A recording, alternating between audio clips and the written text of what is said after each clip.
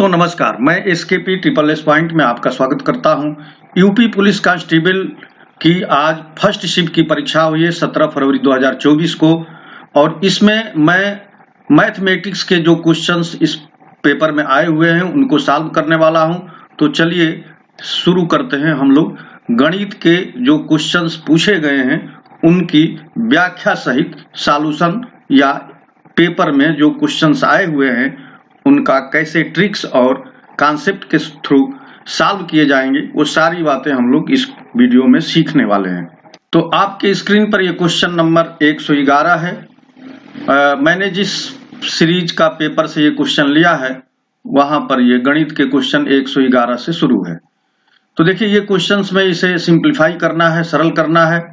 तो जब हम लोग भाग के चिन्ह को गुणा के चिन्ह में बदलते हैं तो ये जो यहाँ पर जो संख्या होती है वो रिवर्स हो जाती है, ये 1/x हो जाएगी। तो ये 17.28 गुणे 1/x हो जाएगा, और इधर हम लोग क्रॉस मल्टीप्लाई कर देंगे तो ये हो जाएगा 2 गुणे 3.6 गुणे 0.2। अब ये x का जब हम लोग इधर क्रॉस मल्टीप्लाई करेंगे तो एक चीज और देखेंगे, यहां देखिए दाहिने तरफ दशमलव के 1 अंक है और यहां भी दशमलव का 1 अंक है, तो और दोनों गुणा है तो कुल दशमलव के 2 अंक बनेंगे, और इधर पहले से दशमलव के 2 अंक दिया हुआ है। तो जब दोनों तरफ लेफ्ट और राइट में दशमलव के अंक बराबर होते हैं तो दशमलव हटा दिए जाते हैं। तो अब ये x बराबर हो जाएगा 1728 बटा 2 गुणे 36। अब देखिए ये 9 से कट जाएगा, 9 चौके 36 और 9 एकम 9, और ये हो जाएगा 9 9 81 और 9 दूनी 18। अब ये 4 से कट जाएगा, 4 चौके 16 और 4 आठे 32, और 2 दूनी 4 है ये, और 48 12 बार में कट जाएगा पूरा। तो x की वैल्यू आ गई 12, और ऑप्शन बी सही है। चलिए नेक्स्ट क्वेश्चन करते हैं। नेक्स्ट क्वेश्चन में भी एक तरीके का सिंप्लीफिकेशन ही है। निम्नलिखित समीकरण में प्रश्न चिन्ह के स्थान पर क्या आएगा। यहाँ पर देखिए 2 संख्याएं, मान लीजिए यहाँ प्रश्न चिन्ह को हम लोग x मान लेते हैं थोड़ी देर के लिए। तो इन दोनों को जोड़कर इसमें से माइनस कर देंगे तो x की वैल्यू आ जाएगी। तो पहले हम लोग ये जोड़ लें, 50 72.190, 3 अंक में यहाँ लिखना है, और ये फिर 368.312 है, इसको जोड़ लेना है। तो 2 9 1 10, 3 1 4 1 5 हो गया, 8 2 10, 7 6 13 और 1 14, 3 1 4, और ये हो गया 54.502। अब इसमें से हम लोग इसमें से माइनस कर दें इसको तो x की वैल्यू आ जाएगी। तो 90 18.618, इसमें से 54 40.502 माइनस करना है। तो देखिए 8 में से 2 गया 6 हो गया, ये 1 ऐसे ही हो गया, 6 में से 5 गया 1, ये 8, 11 में से 4 गया 7 4 11, और यहाँ बचा 9 9 में से 4 गया 5, और यहाँ बचा 8 8 में से 5 गया 3। तो 3578.116 और 3578.116 ऑप्शन बी सही है। चलिए क्वेश्चन नंबर 113 यानी 113 की बात करते हैं। 113 में दिया है कि 2 संख्याएं 13:9 के अनुपात में है, यदि उनका HCF 13 है तो बड़ी संख्या क्या होगी। देखिए मान लीजिए कि एक संख्या n1 है और दूसरी संख्या n2 है, तो इनका रेशियो 13:9 दिया है। अब देखिए जब आपके पास HCF दिया हो, HCF यहाँ 13 दिया हो, तो HCF से संख्याओं के अनुपात में गुणा करने पर ओरिजिनल संख्या मिल जाती है। तो यहाँ 13 का गुणा करेंगे तो यहाँ पर एक संख्या मिल गई 169 और यहाँ पर मिल गई 117। तो सबसे बड़ी संख्या पूछा है तो 169 यानी 169, ऑप्शन बी सही हो गया। आइए क्वेश्चन नंबर 114 की बात करते हैं। तो 114 में दिया है कि रोहन सोहम का वेतन 2:3 के अनुपात में है। यदि प्रत्येक के वेतन में 2000 रुपये की वृद्धि होती है तो नया अनुपात 40 संबंधे 57 हो जाता है। तो सोहम का वर्तमान वेतन क्या है? तो यहां पर देखिए हम लोग क्या करेंगे, यहां रोहन लिख लेते हैं और ये लिख लेते हैं सोहम। अब देखिए इनके वेतन का जो रेशियो है वो 2:3 है, और जब 2000 वेतन में जोड़ दिया जाता है तो 40 संबंधे 57 हो जाता है। अब हम लोगों को करना क्या है कि ये 2 और 40 का जो डिफरेंस है वो सेम होना चाहिए, जो 57 और 3 का डिफरेंस है। तो यहां डिफरेंस सेम नहीं है, तो सेम बनाने के लिए क्या करते हैं कि इन दोनों का डिफरेंस ले लेंगे। तो 57 में से इसको घटाएंगे तो ये हो जाएगा 17, और 3 और 2 का डिफरेंस लेंगे वो हो जाएगा 1। तो 1 का गुणा 40 और 57 के साथ करेंगे और 17 का गुणा 2 और 3 में करेंगे। तो 17 का गुणा 2 में किए करेंगे तो 17 दूना 34 हो गया, 17 गुणा 3 में करेंगे तो 17 तिया 51 हो गया, और 2 अब देखिए 1 का गुणा 40 में करेंगे तो ये 40 ही रहेगा, 1 का गुणा 57 में करेंगे ये 57 ही रहेगा। अब फिर हम लोग इन दोनों का डिफरेंस देखते हैं कि सेम हुआ कि नहीं। तो यहां पर डिफरेंस देखिए 51 से 57 हुआ है, यानी 6 की वृद्धि हुई है। ये भी देखिए 6 की वृद्धि हुई है, 6 की। तो दोनों और डिफरेंस इनका सेम हो गया। तो 6 की यहां वृद्धि होने पर 34 से 40 हो रहा है, 51 से 57 हो रहा है। तो ये 6 क्वेश्चन में 2000 के इक्विवेलेंट है। तो पूछ रहा है कि वर्तमान में वेतन क्या है, तो वर्तमान में सोहन का वेतन ये है 51। तो 51 की वैल्यू कितनी हो जाएगी, तो 51 इक्वल टू हो जाएगा 51 गुणे 2000 बटा में 6। 6 को हम लोग 2 गुणे 3 लिख लें, तो 3 से ये कट गया, 17 तिया 51, और 2 से ये कट गया तो ये हो गया 1000। 17 में 1000 का गुणा करेंगे ये हो जाएगा 17000। तो सोहम का जो वर्तमान वेतन है आ गया 17000, ऑप्शन डी सही है। चलिए क्वेश्चन नंबर 115 की बात करते हैं। देखिए क्वेश्चन नंबर 115 में दिया है कि किसी स्कूल में 20% छात्र 10 वर्ष से कम आयु के हैं। 10 वर्ष से अधिक आयु के छात्रों की संख्या 10 वर्ष की आयु के छात्रों की संख्या जो कि 48 है का 2/3 है। तो स्कूल में छात्रों की कुल संख्या क्या है? देखिए किसी स्कूल में 20% छात्र 10 वर्ष से कम आयु के हैं। 10 वर्ष से अधिक आयु के छात्रों की संख्या, 10 वर्ष से अधिक आयु वाले, 10 वर्ष से अधिक आयु वाले जो छात्र हैं उनकी संख्या क्या है? जो 10 साल के एग्जैक्ट हैं उनकी संख्या का 2/3 है।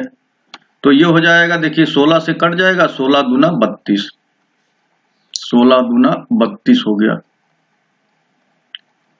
तो ये 32 छात्र ऐसे हैं जिनकी उम्र 10 साल से अधिक है, ठीक, और जिनकी उम्र एग्जैक्ट 10 वर्ष है उनकी संख्या है 48, जिनकी उम्र एग्जैक्ट 10 वर्ष है, और जिनकी उम्र 10 साल से अधिक है उनकी संख्या है 32, ठीक। अब 20% छात्र ऐसे हैं जो 10 वर्ष से कम आयु के हैं, 20%। इसका मतलब यह हुआ कि 80% छात्र ऐसे हैं जो 10 साल या 10 से ऊपर के हैं, 10 से अधिक के हैं। यानी 80% छात्र, या तो 80% छात्र में 10 वर्ष वाले और 10 वर्ष से अधिक वाले दोनों इंक्लूड हैं, क्योंकि यहां पर दे दिया कि 20% छात्र 10 वर्ष से कम आयु के हैं, तो 80% छात्र बचे। तो 80% छात्र जो हैं उसमें कुछ 10 साल के एग्जैक्ट हैं और कुछ 10 साल से अधिक हैं। तो 10 साल और 10 साल से अधिक छात्रों की संख्या कितनी हो गई? तो देखिए एग्जैक्ट 10 साल वाले 48 हैं और 10 साल से अधिक वाले 32। तो इसको हम लोग जोड़ेंगे तो ये आ जाएगा 80 छात्र। ये जो 80 छात्र हैं, ये जो 80 छात्र हैं ये 80% हैं। 80% इक्वल टू 80 छात्र। तो हम लोगों को 100% की वैल्यू निकालनी है, यानी स्कूल में कुल छात्रों की संख्या कितनी है? तो 100 गुणे 80 बटा में 80, तो 80 80 कट गया और ये आ गया 100। तो स्कूल में कुल 100 बच्चे हैं और ऑप्शन सी सही है। तो ये क्वेश्चन आपको अब समझ में आ गया होगा, क्योंकि इस क्वेश्चन को बहुत ध्यान से पढ़ेंगे तब जाकर इसका सही आंसर आप दे पाएंगे। चलिए क्वेश्चन नंबर 116 की बात करते हैं। क्वेश्चन नंबर 116 में दिया है कि एक संख्या को 119 से भाग करने पर या विभाजित करने पर 19 शेष बचता है। यदि इसे 17 से विभाजित किया जाए तो शेष क्या होगा। देखिए यहां पर सारा खेल 119 और 17 का है। उस संख्या में जब वो संख्या नहीं मालूम है, मान लीजिए वो संख्या n है, n में जब आप 119 से भाग देते हैं तो 19 शेष आता है, और इसी n में जब आप 17 से भाग देंगे तो शेष क्या आएगा ये बताना है। तो अगर ये 119 17 का मल्टीपल है, अगर ये 119 17 का मल्टीपल है, 17 का गुणज है, तो क्या करना है कि 119 से उस संख्या में भाग देने पर जो शेष आया है, इस शेष में 17 से भाग दे करके और आंसर प्राप्त कर लेंगे। तो 19 में 17 का भाग देंगे तो एक बार जाएगा और ये आ जाएगा 2, तो शेष कितना आ गया 2, और ऑप्शन बी सही है। देखिए इस क्वेश्चन में, इस तरह के क्वेश्चन में क्या करना है कि ये जो पहला विभाजक है, पहला डिवाइजर है, तो उस संख्या में यानी एक संख्या में इस संख्या से 119 से भाग देने पर 19 शेष आया है। अब 119 का कोई भी फैक्टर से भाग जब दिया जाएगा उस संख्या में, तो वो शेष क्या आएगा, तो जो 119 से भाग देने पर शेष आया है, इसी शेष में इस 17 से भाग दे करके हमको आंसर मिल जाएगा। हमको उस संख्या जानने की जरूरत नहीं पड़ेगी। तो इसका आंसर आ गया है 2। चलिए क्वेश्चन नंबर 117 की बात करते हैं।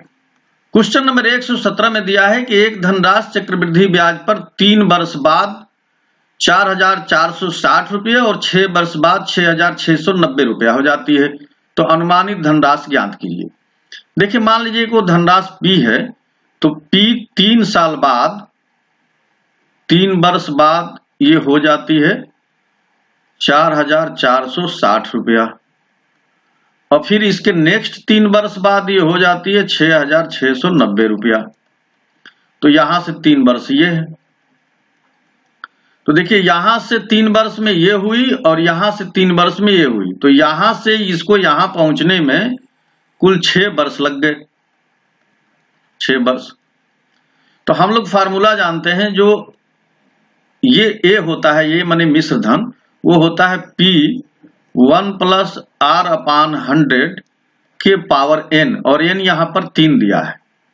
तो ये वैल्यू हमको मालूम है, P 1 + R/100, ये 3 करेंगे तो ये पहली वैल्यू है 4,460 रुपया, और इसी P को जब हम लोग 1 + R/100 के पावर 6 करेंगे तो ये वैल्यू है 6690 रुपीज। अब क्या करेंगे, इसमें हम लोग इससे पहले वाले से भाग दे दें, यानी P × 1 + R/100 के पावर 3, और यहां हो जाएगा 4460। तो भाग देंगे तो देखिए ये P कट जाएगा और ये ऊपर जाके पावर बनेगा और ये 0 से 0 कट जाएगा।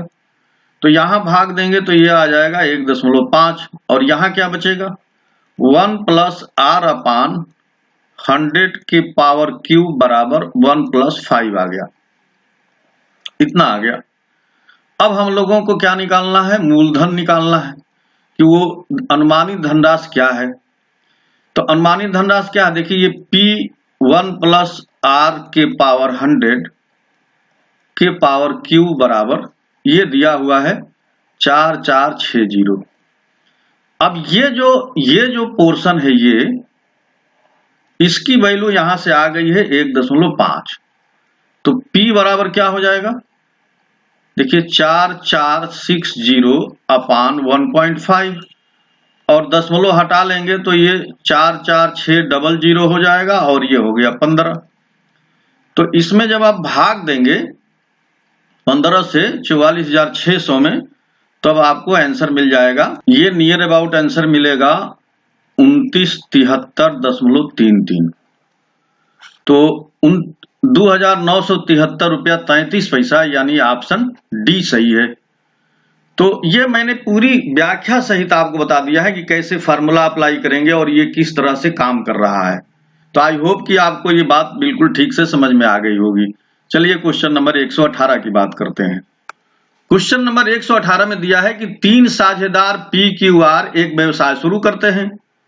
P की पूंजी का 2 गुना Q की पूंजी के 3 गुने के बराबर है और Q की पूंजी R की पूंजी के 4 गुना के बराबर है। वर्ष के अंत में 27,500 के कुल लाभ में से R का हिस्सा क्या है? तो देखिए, जो साझेदारी होती है, साझेदारी में जो लाभ है वो उनके लगाए गए पूंजी के अनुपात में बढ़ता है। लगाए गए पूंजी के अनुपात में या धन के अनुपात में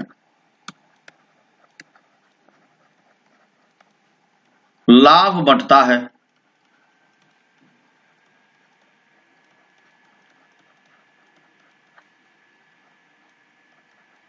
लगाए गए पूंजी के अनुपात में लाभ बढ़ता है। तो यहां पर जो बात दिया हुआ है कि P की पूंजी का 2 गुना यानी 2P बराबर है Q की पूंजी के 3 गुना यानी 3Q के।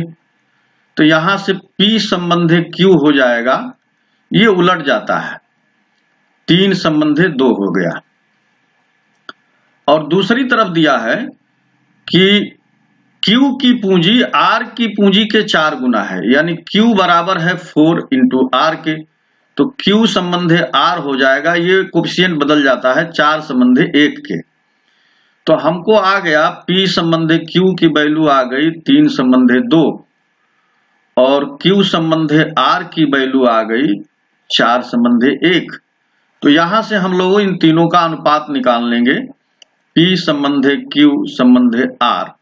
तो इसको निकालने के लिए यहां पर देखिए उल्टा n बना दीजिए और गुणा कर दीजिए।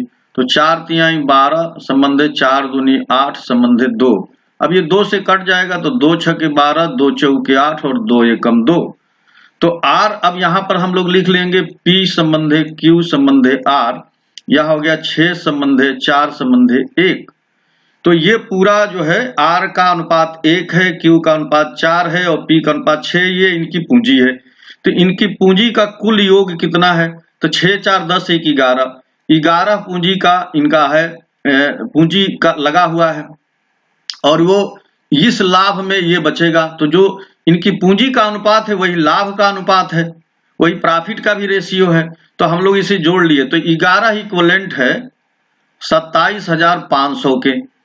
तो 11 से ये कट जाएगा, देखिए 11 दूनी 22 और 11 5 55, 250, अरे 2,500 हो गया। तो 1 की वैल्यू 2,500 हो गई और R का जो रेशियो है वो 1 है। तो R का हिस्सा कितना हो जाएगा? 2,500 और ऑप्शन बी सही है। चलिए नेक्स्ट क्वेश्चन की बात हम लोग करते हैं।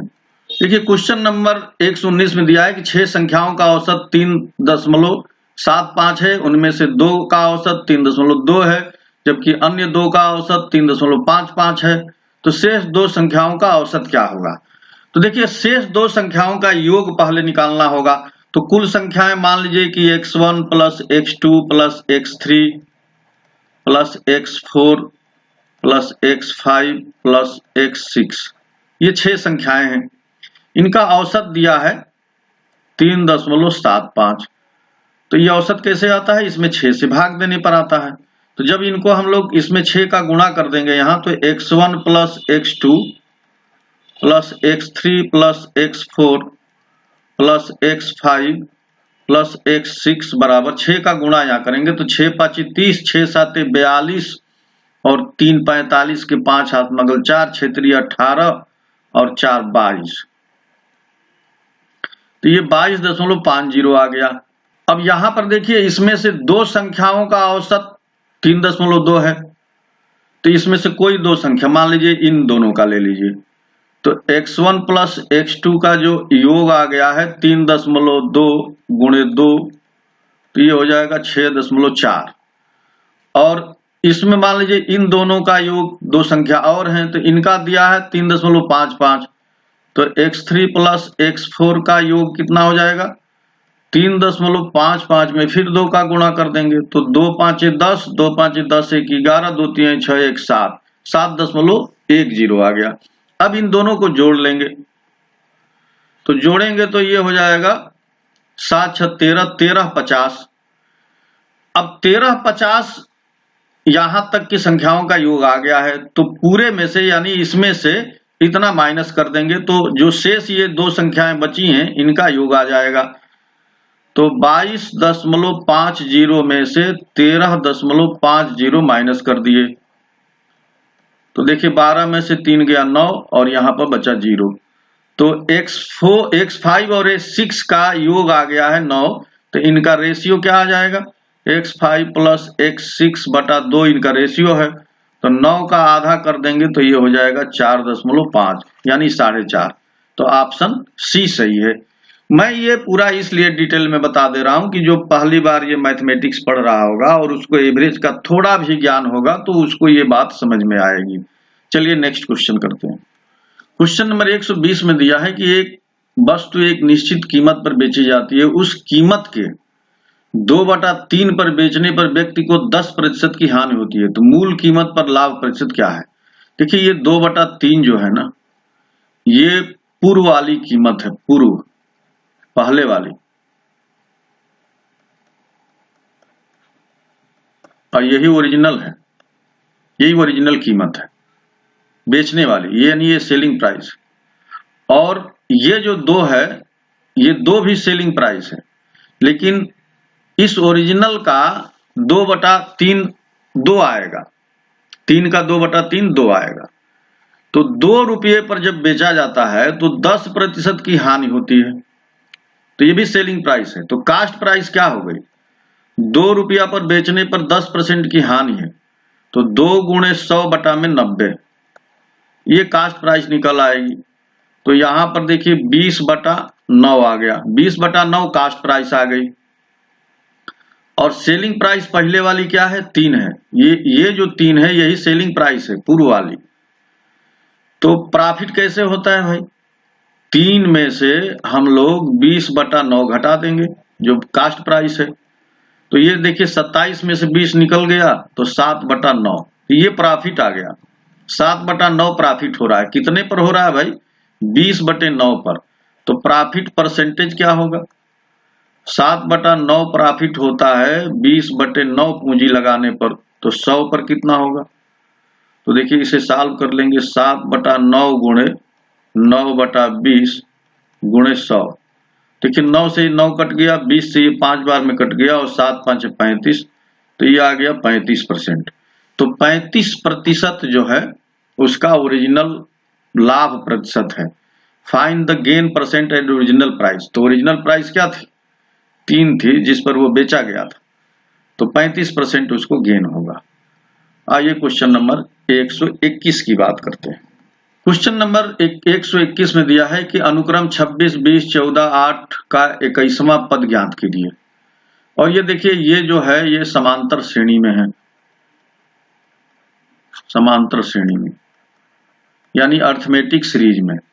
तो अर्थमेटिक सीरीज में ये फर्स्ट टर्म है, तो ये 26 है, जो डिफरेंस होता है सार्व अंतर, ये देखिए 20 में से 26 निकलेगा तो -6 आ गया, सार्व अंतर 6 है। एनवां पद क्या है, एनवां पद जो निकालना है वो 21वां पद निकालना है आपको।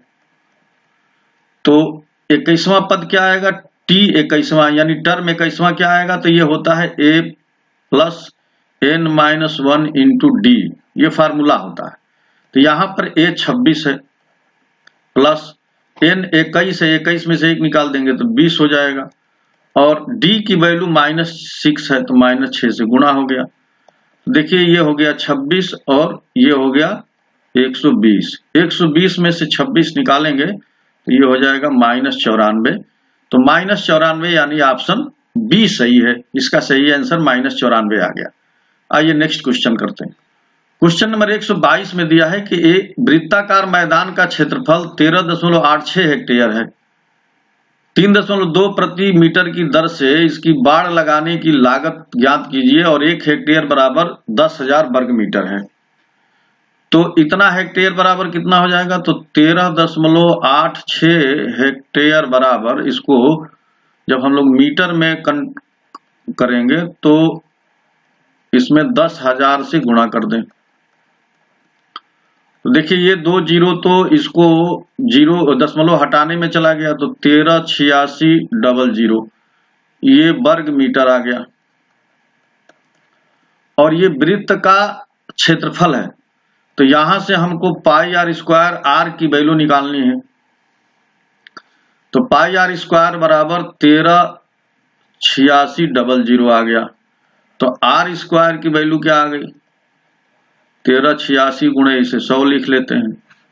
ये देखिए ये 22 है, ऊपर 7 चला जाएगा, तो 11 से 11 दूना 22, 11 एकम 11, फिर 11 दूना 22, 11 छक्के 66, ये आ गया 126 गुणे 100 गुणे 7, तो 14 7 26 से 7 नहीं 14 8, तो यहां पर देखिए 126 गुणे 100 गुणे 7 आ गया। अब 2 से इसको हम लोग काट देंगे, 2 छक्के 12 और 2 तिहाई 6, तो ये हो गया 63 गुणे 100 गुणे 7। अब 63 को हम लोग लिख सकते हैं 9 गुणे 7, और ये 7 पहले से है, और ये 100। अब देखिए ये आर स्क्वायर की वैल्यू है, तो आर बराबर क्या हो जाएगा, ये सब अंडर रूट में जाएगा, तो 9 की जगह पर 3 लिखेंगे, 2 बार 7 है तो 1 बार 7, और 100 का वर्गमूल 10 हुआ, तो ये हो जाएगा 210। तो रेडियस आ गई है 210। तो रेडियस निकालने में इतना टाइम लगा, तो रेडियस आ गई, और जब रेडियस आ गई तो हम लोगों को क्या निकालना है भाई, वृत्ताकार पथ, वृत्ताकार है तो इसका परिधि निकालना है। तो 2 पाई आर हम लोगों को चाहिए, तो 2 गुणे 22/7 गुणे आर की वैल्यू 210 है, और इसी के चारों ओर बाड़ लगाना है 3.2 की दर से, तो इसमें गुणा कर देंगे, ये रनिंग मीटर आएगा। तो 7 3 21, ये 30 हो गया, 1 जीरो इस जीरो को खत्म करने में लगा, तो 2 गुणे 22 गुणे 3 गुणे 32। अब ये सब हम लोग इसको गुणा करेंगे तो ये आ जाएगा 4224 रुपया। तो 4224 यानी ऑप्शन डी सही है। क्वेश्चन नंबर 123 में दिया है कि एक लड़का 9 किलोमीटर प्रति घंटा की गति से 25 मीटर भुजा वाले एक वर्गाकार मैदान के चारों तरफ दौड़ने में कितना समय लेगा। तो ये वर्गाकार मैदान है, इसके चारों तरफ लड़का दौड़ेगा, और एक भुजा 25 है, तो इसकी जो पेरीमीटर आएगा, पेरीमीटर यानी परिधि या परिमाप कहिए, तो 25 गुणे 4 बराबर 100 मीटर आ जाएगा।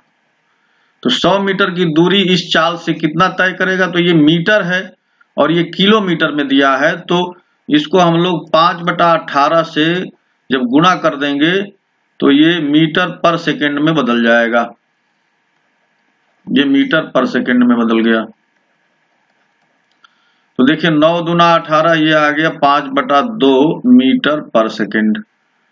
तो टाइम कितना लगेगा, टाइम पूछ रहा है, तो टाइम बराबर हो जाएगा दूरी बटा चाल, दूरी है 100 और चाल आ गई 5/2, तो 2 ऊपर चला गया, 20 × 100 और 20 दूनी 40, तो 40 सेकेंड टाइम लगेगा, और ऑप्शन बी सही है। चलिए नेक्स्ट क्वेश्चन करते हैं। क्वेश्चन नंबर 124 में दिया है कि 4 लड़के 6 लड़कियां एक काम को 10 दिन में कर सकते हैं, जबकि 6 लड़के और 4 लड़कियां उसी काम को 8 दिनों में कर सकते हैं। तो 4 लड़के और 2 लड़कियां उस काम को कितने दिन में करेंगे। देखिए इसमें क्या है कि लड़के और लड़कियों के बीच में एक संबंध बनाना होता है। तो 4 लड़के यानी 4 बॉयज प्लस 6 गर्ल्स, ये कितने दिन में कर रही है, 10 दिन में जिस काम को करती हैं उसी काम को 6 लड़के यानी 6 बॉयज प्लस 4 गर्ल्स कितने दिन में कर रही हैं, 8 दिन में। अब देखिए यहां गुणा करेंगे तो ये 10 चौके 40 बॉयज प्लस 10 छक्के 60 गर्ल्स बराबर 8 छक्के 48 बॉयज प्लस 8 चौके 32 गर्ल्स।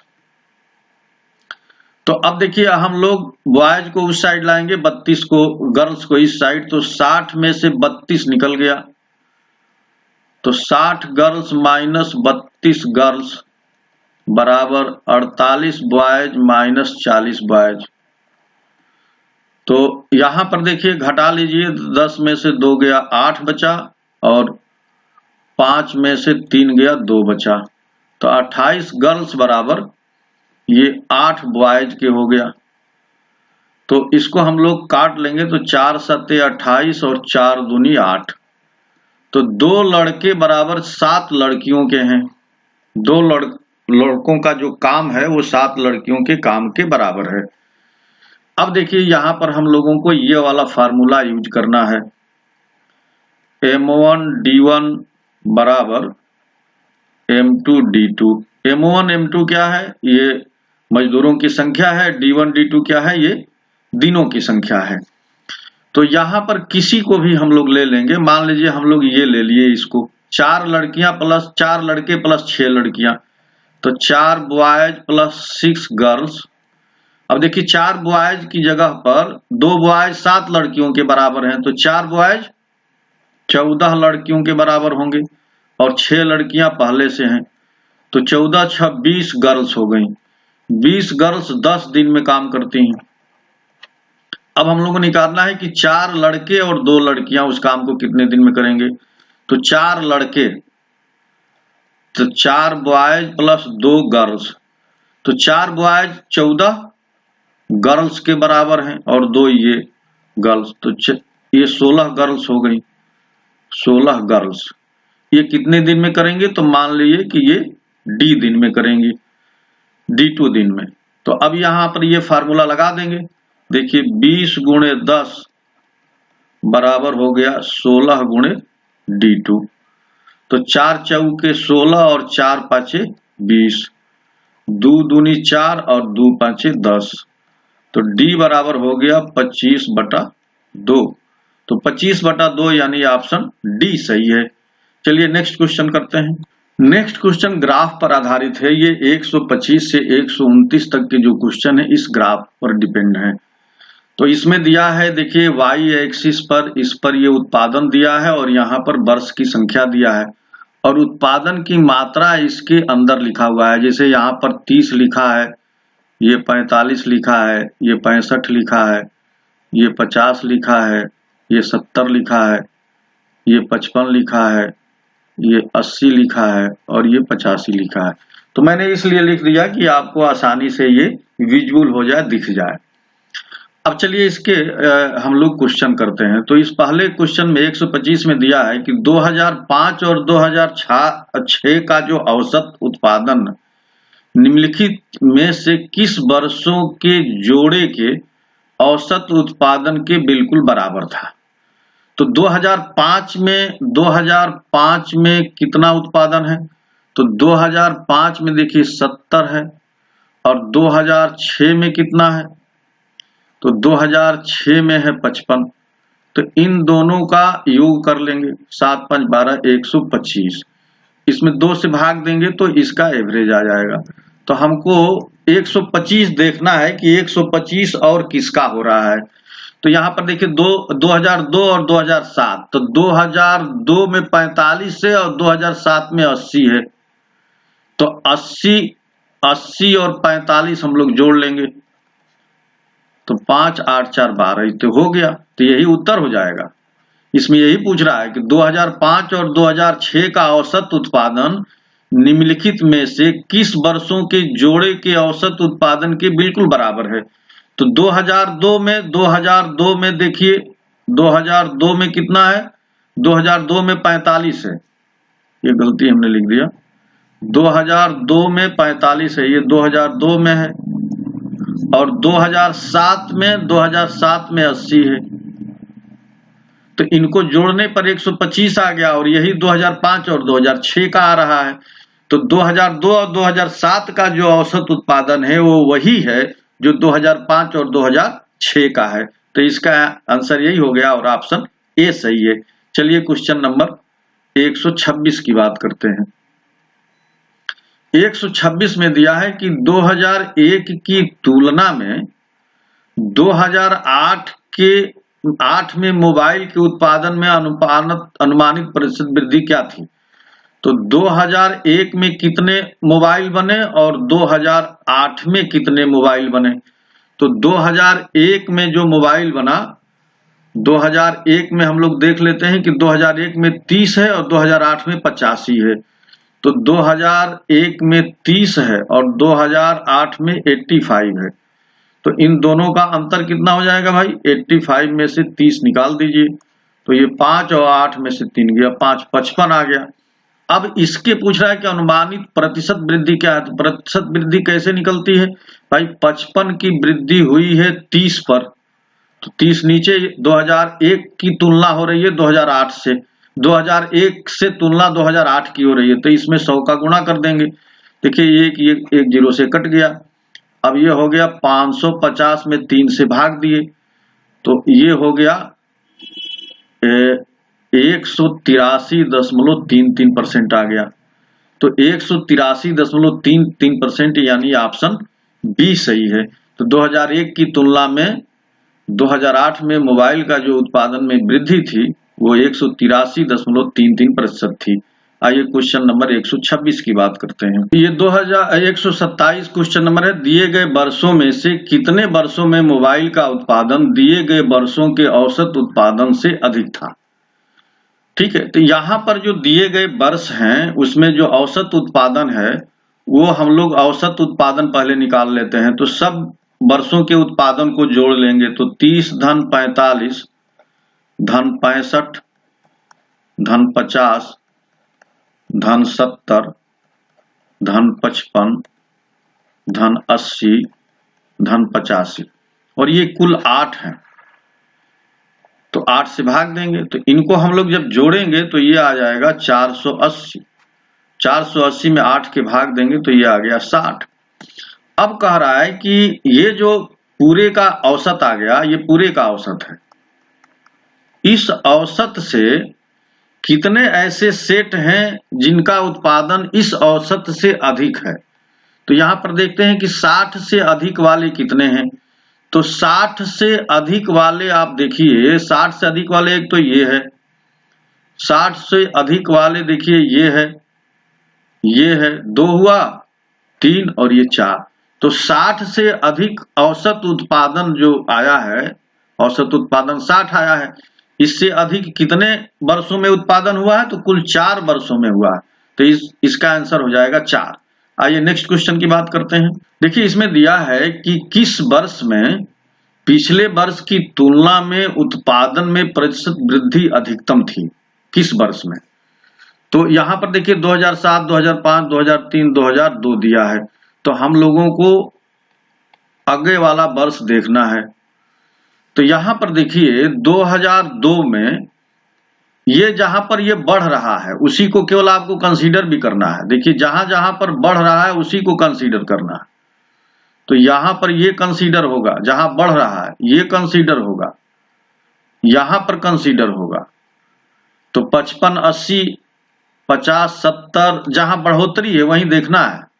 तो इन सबका निकालना पड़ेगा। लेकिन एक चीज ये जान लीजिए कि जिसका बेस छोटा रहेगा वो सबसे ज्यादा वैल्यू का देगा। तो यहां पर 30 और 45 का जो वर्ष है, 30 है और 45 है। तो यहां पर पूछ रहा है कि किस वर्ष में पिछले वर्ष की तुलना में उत्पादन में प्रतिशत वृद्धि अधिक थी। तो हम लोग निकालेंगे इसका। तो ये 30 हो गया और 45 था, तो 15 का डिफरेंस है। तो ये देखिए आ गया 15 दूनी 30, ये आ गया 50%। तो 50% की वृद्धि केवल 2001 से 2002 होने में हुआ है। 2002 में पिछले वर्ष की तुलना में 50% की वृद्धि हुई है। यहां पर देखिए ये 2002 में 2001 की अपेक्षा 50% की वृद्धि हुई है। तो यहां पर ये आ गया 50% की वृद्धि। अब हम लोग क्या करेंगे, नेक्स्ट क्वेश्चन की बात करेंगे। तो नेक्स्ट क्वेश्चन है, और ये इस पेपर का आखिरी क्वेश्चन भी है कि 2003 से 2004 तक के मोबाइल के उत्पादन में अनुमानित प्रतिशत गिरावट कितनी थी? 2003 और 2004। तो 2003 में कितनी थी और 2004 में कितनी थी।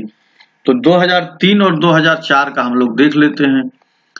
तो 2003 में 65 है और 2004 में 50 है। तो 2003 में 65 है और 2004 में 50 है। तो कितने की गिरावट हो गई है भाई? 15 की गिरावट है। 65 पर 15 की गिरावट है, तो प्रतिशत गिरावट निकलेगी भाई 15 बटा में 65 गुणे 100। तो 5 से काट देंगे 13 और 5 तिहाई 15। तो ये हो गया 300 बटा 13।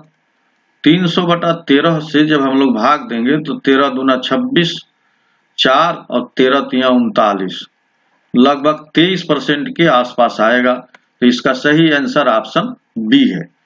तो फ्रेंड्स, मैंने पेपर में कुल जितने क्वेश्चंस मैथ पर आए थे, गणित पर आए थे, उन सबको सॉल्व कर दिया है। आप कमेंट करके बताइएगा कि आपको ये सॉल्यूशन कैसा लगा, और कहीं पर कोई डाउट हो तो जरूर कमेंट करके बताइएगा। नेक्स्ट शिफ्ट का क्वेश्चन जो दूसरी पाली में हुआ है उसे मैं जल्दी ही सॉल्व करके आपके सामने लाऊंगा। तो वीडियो देखने के लिए आप सभी को बहुत बहुत धन्यवाद। नमस्कार।